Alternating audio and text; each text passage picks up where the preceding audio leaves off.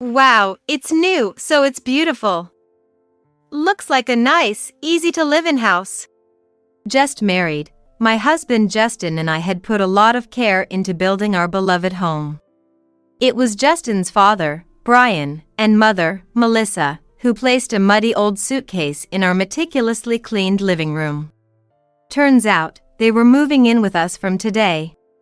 They had decided to live together with us, without prior discussion. I was astounded and confronted Justin. "What do you mean by this, without consulting me?" "Well, don't worry, my mom's here for the housework, right? We'll get used to it quickly, and it's good to support each other as a family." "No problem." Justin seemed completely oblivious to my rejection, readily agreeing with Brian and Melissa. Raised in an old but grand house by parents-in-law Brian and Melissa, Justin had always seen the role of a wife as nothing more than a convenient housekeeper. Of course, Brian and Melissa felt the same way. Fed up with the weekly dinners at the in-laws' house. "She's a disobedient woman," Brian went as far as to say. Furthermore, with not enough rooms, Justin ordered me to make space. "You can sleep in the garden. It's lucky since you don't have to deal with my parents." Justin said this with a sleazy smile. I held back my tears and rushed into my room. When I returned, dragging a suitcase just as heavy as Brian and Melissa's, Justin and his parents were shocked. Then, I announced loudly, "I'm going back to my parents' home. Enjoy your stay." I am Stephanie. Currently, I work in the product development department of a health food company. At 32, my husband Justin, also my age, works in the sales department of the same company. Justin is very considerate and a valuable team player, always excelling, making him my pride. We first met at an interdepartmental mixer. Dressed up, I caught someone's attention with the ring on my pinky finger, sparking a conversation about our mutual interest in collecting antique jewelry. Rings, I thought, were all about those gem-studded ones you find at your parents' home. Justin said, as I introduced him to vintage ring and necklace designs. This led to us going out for meals after work or on weekends, and soon, we began dating. Before 6 months passed, he proposed, and we received blessings from our colleagues and bosses. We had discussions, even before getting married, about building a house. Naturally, our goal was to pool our money, take out a loan, and create a home filled with personal touches, even if it was small. I'd love a spacious living room or a garden. It'd be great for future kids or pets. We might not have a huge budget, but I'll need to save more, cut back, and work harder than ever. There was a lot to consider about the house. We had settled on a general location, but needed to decide on the land based on accessibility, shopping, and potential schools for future children, as well as the exterior design and non-negotiables for each of us. After numerous meetings with the design office, we were carefully crafting our dream home. Given that the real estate agent introduced us to this land, it's close to my parents' home, but I think my parents are quite understanding and won't make things difficult for you, Stephanie. Yeah, they were kind during our family meeting, so it should be fine. Melissa is a great cook, which might be a bit of pressure. Our parents-in-law apparently managed several plots of land in the area. Now, they've sold most of them to a real estate agent, so they don't own much besides their home. However, thanks to that connection, we were lucky enough to be given priority in being introduced to a plot of land.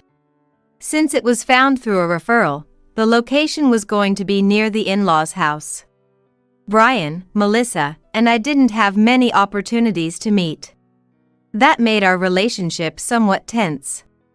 However, Brian and Melissa always seemed cheerful and kind, and they appeared genuinely happy whenever I visited.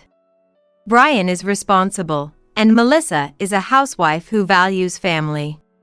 They both said they were looking forward to the house plans, and I thought they were really great parents-in-law. Once the house design was finalized and it was time to start construction, we decided to go greet Brian and Melissa. Although we wouldn't be next door, being neighbors, we wanted to make a good impression early on. Upon our visit, we were greeted by a house that was significantly larger than the surrounding ones. I am always overwhelmed by the size of the in-laws' house whenever I visit. Brian and Melissa welcomed us with smiles. Building a house is a big step, but I thought, that's my son for you. Our house is old, so the idea of a new, clean house is something to envy. Building a house sounds exciting. Stephanie, we're looking forward to it too.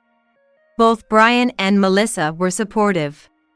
From Justin, there's still some time until the house is finished, but how about we spend more time with Dad and Mom from now on? I replied. Of course, let's do that. Replied. Justin gets along well with Brian and Melissa, and they're so close that they even know his business trip schedules and holidays. Because of that, we started getting invited by Brian and Melissa on days when our holidays matched. The occasions weren't anything significant, just trips to the suburban shopping mall or meals at home, increasing our opportunities to meet. But I think there's a limit to everything. For instance, Melissa might call on a Friday night like this. Stephanie, thank you for last time. So, next time I was thinking of going to look for a bag as a gift for a friend, and it would be really helpful if you could drive. Also, I'm inviting you to lunch on Sunday. I plan to get some fresh fish. Bring Justin along to our place. And, could you bring a dish? Please no seafood, soup, or salad, as I'm better at those. And about the clothes. Not only did she talk about this, but she also included weekend plans, and even specified many details. I talked to my friends about how hard it is to deal with parents-in-law, but all I got back were stories about Brian and Melissa's. Visiting the in-laws' house had become a chore.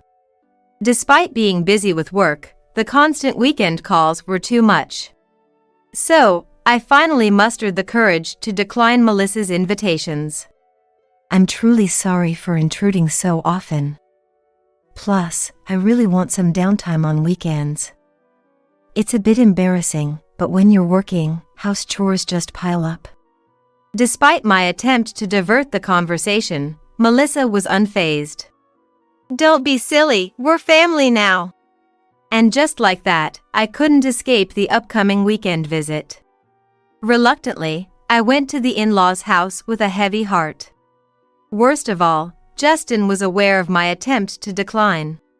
Therefore, we talked about it all the time in the car on the way. Mom was upset. Dad might say something. He reproached me all the way there. Once at the in-laws' house, the topic was immediately brought up again. I felt so small. That's when Brian pointed at Melissa and suggested, Why doesn't Melissa help out with the chores? I was shocked. That would be too much to ask of Melissa. Not at all. Just finish your chores during the week, and you can help clean Stephanie's apartment. You're a housewife with free time. Give Stephanie a task. I was surprised by Brian's suggestion, but the way he spoke shocked me even more. To Melissa, who has entered the household as a housewife, Brian's words seemed to be packed with misunderstandings and intense presumptions. It felt as if he was a boss giving orders, and I was left speechless. What's terrifying is Melissa's smile in response. She accepts Brian's instructions as if they were only natural. I managed to fend off that suggestion. Because I kept refusing. You're so uncooperative, Brian muttered. I could tell he was irritated, and my heart skipped several beats. Brian got in a bad mood, and Melissa hurried to appease him. The air felt awkward and suffocating. I should stop visiting the in-laws' house. So I quietly decided. The following week, when Melissa called to invite me over, I tried to decline, saying I had other plans. If we ended up living near the in-laws' house once our new place was finished, wouldn't we end up seeing each other almost every day, not just on weekends? Such a terrifying thought stirred within me. Oh, why haven't you been able to do the housework? Maybe I should have come over to help, like Brian said. To Melissa, I replied, I made plans to go out to eat with friends who attended our wedding. So, I can't come today, but maybe next time when we're both free. I managed to end the call after persuading her. The promise with my friend was a lie, but thinking it was dangerous to stay home, I quickly got ready and left. Since that day, I've found reasons to avoid going to the in-laws' house. Despite this, our house was completed without issue. Justin and I were thrilled with our beautiful new home, and we lived there, cleaning every nook and cranny. However, less than half a month after moving, Melissa suddenly called me out of the blue. It didn't seem to be for a meal or shopping. I know you don't feel like coming over on weekends, but there's something I have to tell you. Okay, I'll come over right away. With that, I couldn't talk back. Rushing over, Melissa let me into the house and, for some reason, started explaining the household chores at the in-laws' house. Basically, cleaning the entrance and the garden every day. Normally just dry wiping, but on weekends, mop the hallways too. Then there's shopping and managing the household budget. Oh, and it's okay to switch to whatever method you find easier. Melissa was smiling kindly, but I couldn't understand why she was explaining this to me. It was as if she was talking about me living there and sharing household chores with her. Why are you telling me this? I asked, puzzled about being taught how to use cleaning tools and the kitchen. Melissa frowned as if annoyed. Stephanie, since you married Justin, you'll follow our way. Don't you understand that? Don't you want to devote yourself to us as Justin's wife?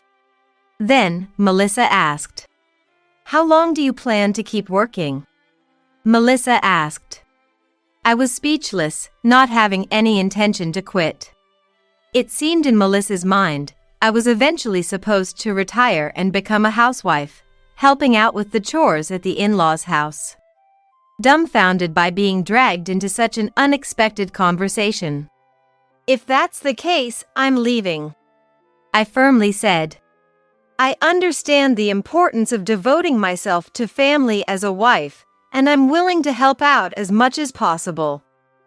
But I'd like to prioritize our time as a couple first.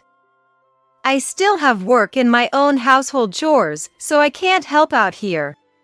After refusing, I left the in-laws' house. I complained to Justin as soon as I got back, but he sided with Brian and Melissa, not listening to me. I didn't get married to do chores at the in-laws' house. Justin looked up, annoyed. You're always so selfish. There's no way Dad and Mom are wrong. Can't you get along with them? I was dumbstruck and could only stare back at Justin. I was shocked not only by the difference in thinking between Brian, Melissa, and me, but also by Justin's refusal to listen to my side. He usually doesn't act like this, but his attitude changes completely when it comes to Brian and Melissa. Justin does whatever Brian and Melissa say, especially if it's from Brian. Even the decision to build the house was based on Brian's suggestion to maintain a good relationship with the real estate agent. The thought of divorce crossed my mind.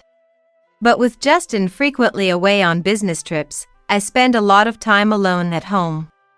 And there's also the feeling of having just built the house. I decided to wait and see if there were any benefits to continuing my marriage with Brian and Melissa at a distance. However, I made it clear to Justin that I did not want to be involved with Brian and Melissa. I think the relationship with Brian and Melissa is quite strange. To be honest, I don't want to have anything to do with them in the future. I hate going to the in-laws' house for household chores, and I have no intention of living with them. Please don't forget that. I appealed seriously. Though I thought he might get angry, Justin backed down and understood. From now on, I'll mediate between my parents and you, Stephanie. He accepted. About a month later, on a certain weekend, I was making lunch at home. Then, Justin, who had been out since the morning, came home. Hearing multiple voices, I was suspicious, but then Brian and Melissa, carrying big luggage, came into the living room for some reason. Wow, it's so nice and clean because it's a new house. Looks like a good, easy-to-use home. I was surprised by Brian, who laughed loudly. Justin seemed proud as he showed the two around the living room, carrying several heavy suitcases. When I pressed him for answers, Justin began to say something unbelievable. Apparently, starting today, Brian and Melissa were moving in to live with us in this house. What? Why? How can you decide this without consulting me? I've been thinking about it, and since you don't want to talk to the parents, I've been mediating. Don't worry about household chores, Mom is here, right? We'll get used to it quickly and support each other. No problem. What kind of thought process is this? I felt like I was about to be engulfed in despair. Living with Brian and Melissa, who have a different way of thinking, will undoubtedly be incredibly difficult. Anyway, I thought we had to avoid living together, but it seems the house and land were already sold. All preparations for living together were done without telling me. Now, the two of them only have their immediate luggage, as they've stored their larger furniture elsewhere. Just when I had told Justin I wanted to avoid any involvement with Brian and Melissa as much as possible, I confronted him with disbelief, feeling betrayed. Why would you decide this without telling me? Why proceed unilaterally without consulting me? Don't you care about my feelings? This affects our future life. We should have discussed this as a family. However, Justin looked at me as if I were a nuisance. But if Dad and Mom say they want to live with us, what can we do? Just accept it as a trial period. I did all the house selling and moving preparations because you said you didn't want to be involved. A trial period when the house is already sold? Doing this behind my back is just treachery. Always complaining even though we're married. You're my wife. Try to endure a little. This is my house, after all. I was stunned into silence by Justin's furious tirade, his bizarre logic making me shrink back. To Justin, my convenience or opinions must seem almost non-existent. Ignoring me, he began to lead Brian and Melissa upstairs. In our small house, there are only 3 private rooms. Justin's study, my room, and our bedroom, which was planned to become the nursery for when we had children. Then Justin turned to me and declared, "Clear out your stuff from the room." Though I wasn't surprised, expecting something of the sort, the blatant discomfort was evident. Mom will use Stephanie's room instead. Since the bedroom will go to Dad, maybe Stephanie can sleep in the garden? You don't want to deal with my parents, right? If Brian and Melissa were each to use a room, it was obvious there wouldn't be enough space. Justin's malicious smirk as he suggested I sleep in the garden was clearly a well-thought-out plan to hurt me. Despite understanding that I should stand tall as I don't recall doing anything to be resented for, the sadness of being rejected by Justin, whom I thought loved me, is suffocating. Behind him, Brian was looking at me and laughing with a sleazy smile. Justin is under the thumb of Brian and Melissa. It was conceivable that they were inciting Justin to harass me. Yet, instead of defending me, Justin chose to side with Brian and Melissa. This realization filled me with despair, and I found myself silently staring at Justin. He barged into my room, announcing, Make it quick!" announcing. Without hesitation, I entered my room and took out the heavy suitcase I had packed in advance. Justin was surprised by my unexpected speed. I told the three of them, "I'm going back to my parents' home. Enjoy your time without me." Indeed, I had prepared my belongings so I could return to my parents' home at any moment. The furniture in my room was all disposable, in case it got thrown out without my consent. Apparently, Justin, Brian, and Melissa hadn't expected me to leave the house and began to panic, trying to stop me. Melissa accused me. "Are you trying to dump all the housework on me?" But that seemed more like her own plan. Living with Brian and spending decades in a space where Justin was present before our marriage, it seemed to me Melissa had no love for the family. However, Melissa was trying to escape by setting up a new wife as a sacrifice, rather than fighting or resisting. Unwilling to play into such schemes, I ignored everything and returned to my parents' home. My parents were surprised, but upon hearing the situation, they showed understanding and expressed their anger towards Justin and the others. Feeling relieved to have strong allies, I received a message from Justin. It seems he, along with Brian and Melissa, was coming to my parents' home to fetch me. "Come back. I'll forgive you." Justin began to say something incomprehensible. Anticipating a discussion at my parents' home, I hung up the phone and contacted someone else. With my parents present, 6 of us gathered around the table. Especially my dad, upon hearing what kind of harassment I had faced, glared at Justin, Brian, and Melissa with fury. Yet, they showed no signs of remorse. Brian even took the lead, claiming, "Stephanie is an unreasonable wife who doesn't devote herself to marriage." My dad looked at them with disbelief. "Stephanie should behave more sensibly as a wife. It's only natural to quit her job to dedicate herself to the family. She's still working, which is selfish. She should be grateful that we're allowing that. Going back to her parents' home, what does she intend? The way you complain, you'd never make it as Justin's wife. Why don't you try harder and be more cooperative with the family?" Brian's criticism was at the forefront, with Melissa adding her grievances. Justin agreed. Dad's right. I tried to express my feelings while enduring their words, but it only made things worse. The more I spoke, the more they retorted. Suddenly, my dad spoke up. "I can't believe you're forcing cohabitation. She's still our daughter, even if married. If you claim she's inadequate, then please, get a divorce." Encouraged by my dad, I filed for divorce. I had already signed.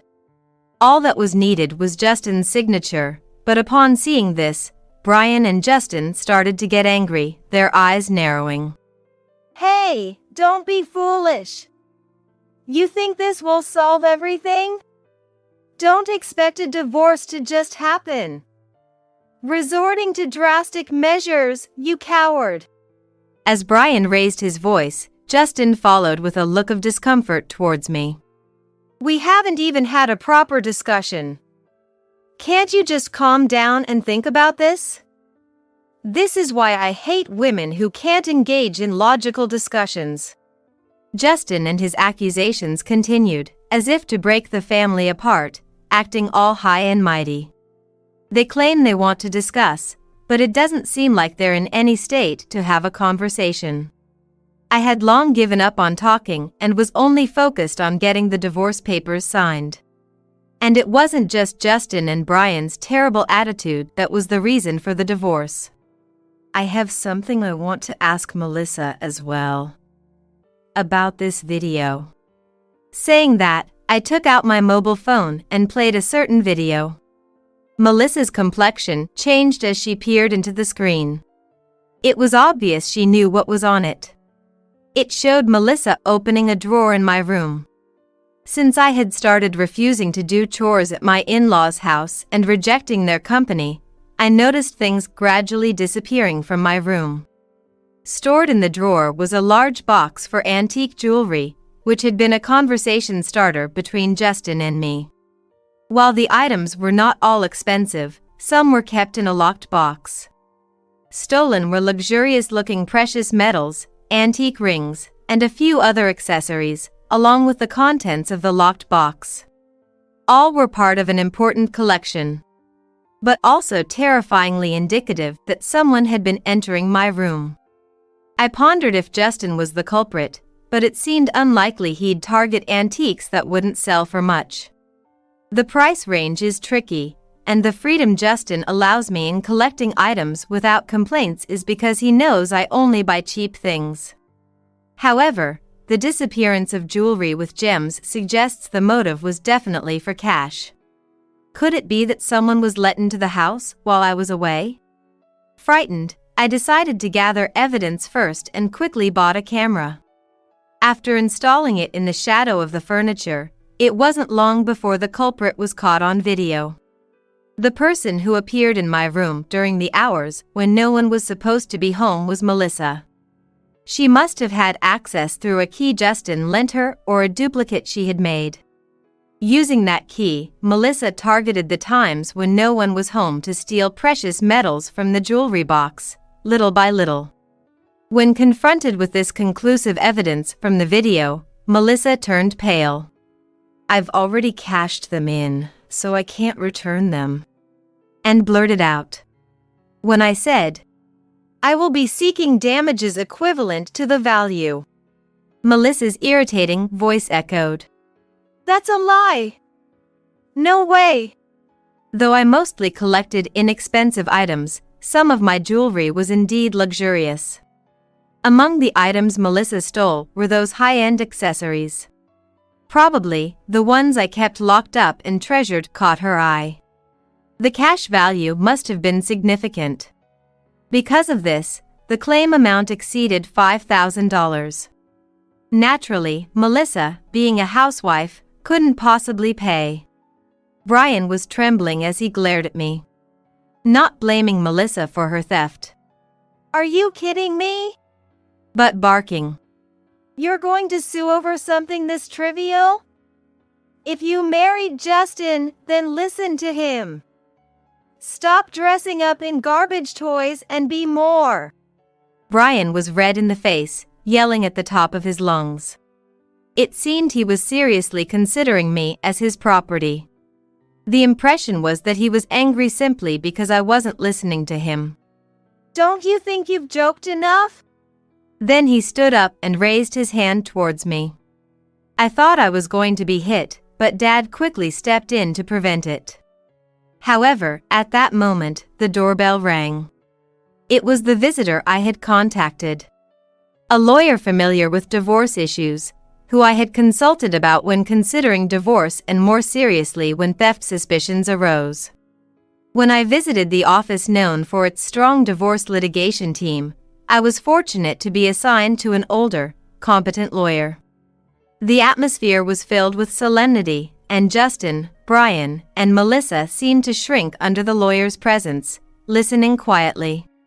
First, it was explained again that Melissa would be sued for damages. Then, evidence supporting the unreasonable claims from Justin, Brian, and Melissa was laid out. The diary I kept for emergencies, recordings, and videos from cameras set up before the lawyer's arrival were acknowledged as evidence. The lawyer spoke of claiming a settlement for the anguish as it could be sufficiently proven as psychological violence.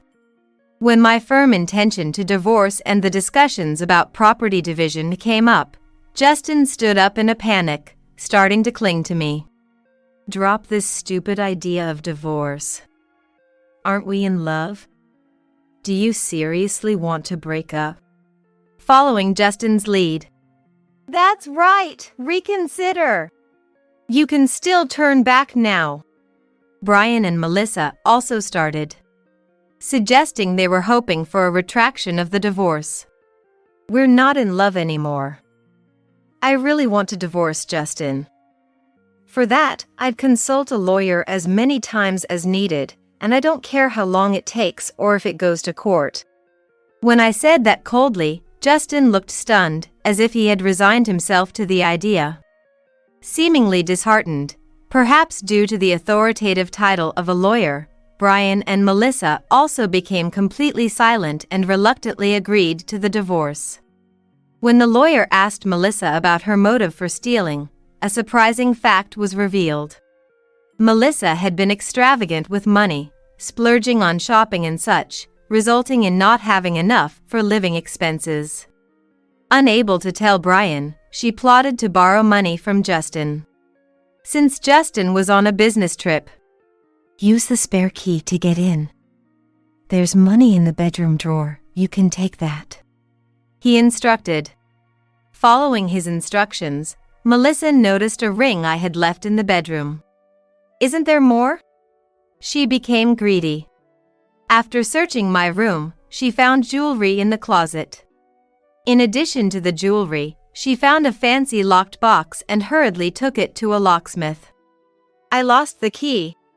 She lied to get it opened, took out the contents, and then put the box back in its original place.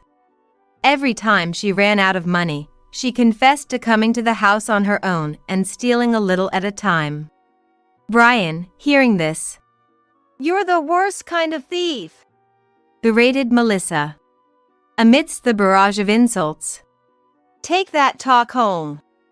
Dad chased them out, and they left our house in a big commotion. I had also entrusted them with disposing of the furniture, so I never entered that house again. Justin, Brian, and Melissa began living in that house. However, the amount demanded at the time of the divorce could not be covered by savings alone, and it seems the house and land were seized. They managed to scrape together enough funds to move into a cramped apartment, leading a life of poverty. "If only Melissa hadn't stolen. She's the worst thief." Brian couldn't stand constantly berating Melissa anymore. It seems she nearly took all the house's money and vanished suddenly. A panicked Justin contacted me. "Do you know anything?" Contacted me. Of course, I hadn't been in touch at all, so. "You should consult the police," I advised and hung up. The left behind Justin and Brian seemed to really have consulted the police. Melissa is being searched for, but so far, she hasn't been found.